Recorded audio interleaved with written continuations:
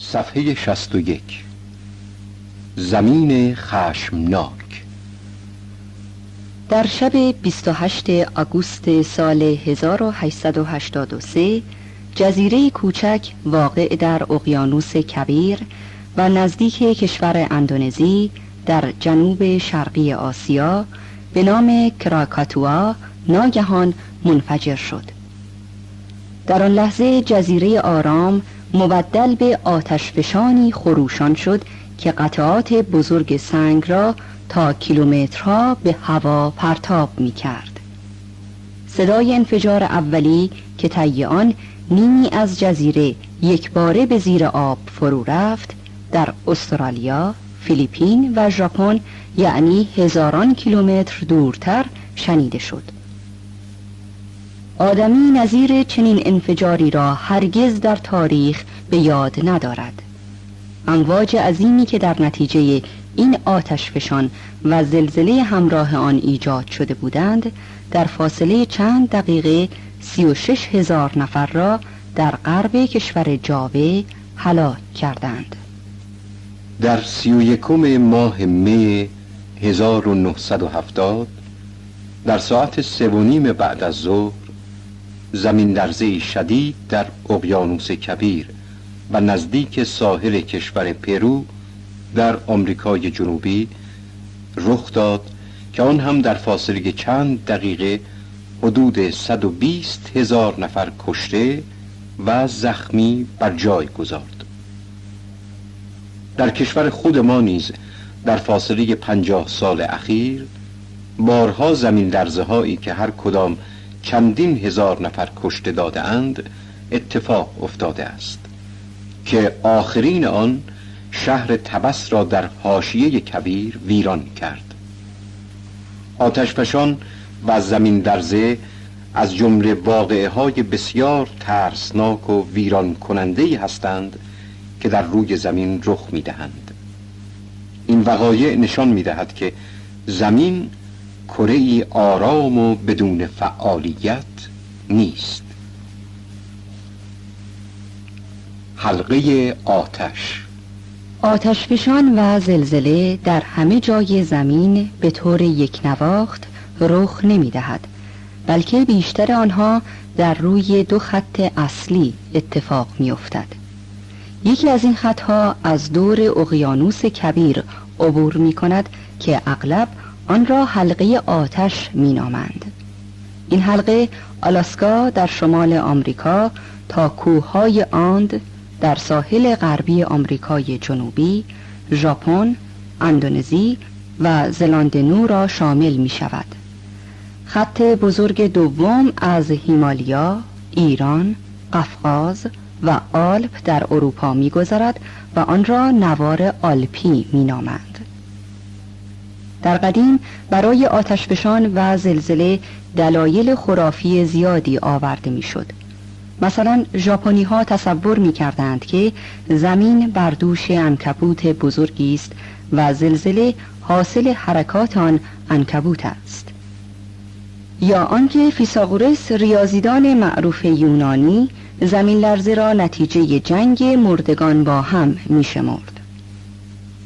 امروزه دانشمندان زمینشناس عقیده دارند که پوسته زمین یک تکه نیست، بلکه از قطعات یا صفحات بزرگی تشکیل شده است که در کنار همدیگر قرار دارند. این صفحات ثابت نیستند، بلکه نسبت به هم حرکاتی می کنند. زلزله و آتشفشان هم در محل لبه‌های این صفحات رخ می دهد. وجود چنین صفحاتی با دلایل مختلفی به اثبات رسیده و دانشمندان به خاطر وجود همین صفحات و حرکات آنها می توانند چگونگی جابجا شدن قاره ها را در طول زمان در روی زمین توضیح بدهند. گفته می شود که روزگاری در حدود 200 میلیون سال قبل همه خشکی های روی زمین به صورت یک قطعه به هم متصل بودند و بعدها آرام آرام خشکی بزرگ اولیه قطعه قطعه شد و قاره های امروزی را پدید آورد. هنوز هم قاره ها در کنار هم در حرکتند.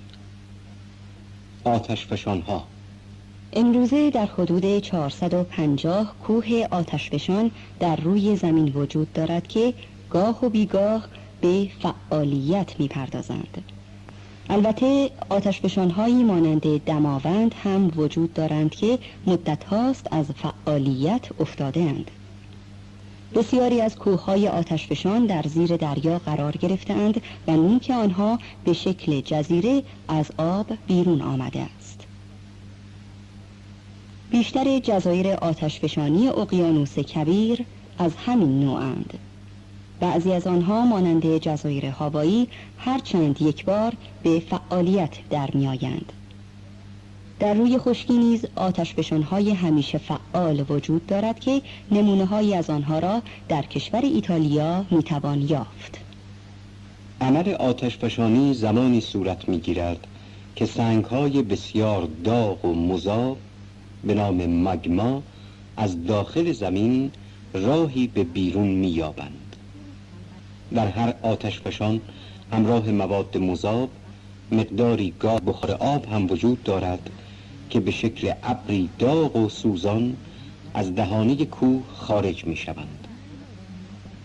گاهی این گازها در جایی درون کوه جمع می شوند و چون راهشان به سوی خارج بسته شده فشار بسیار زیادی می یابند، به طوری که ناگهان دهانه کوه را می ترکانند و سنگ و مواد مختلف را به هوا پرتاب می کنند.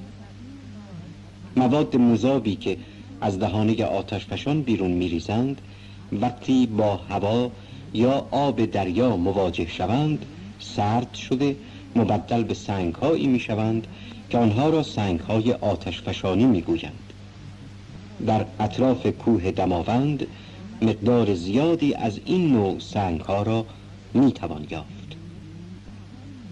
زلزله هر سال در حدود 500,000 زلزله در روی زمین رخ می دهد که بیشتر آنها چون خیلی ملایم هستند حس نمی شوند و فقط دستگاه‌هایی به نام لرزه‌نگار می تواند اثراتشان را نشان بدهد.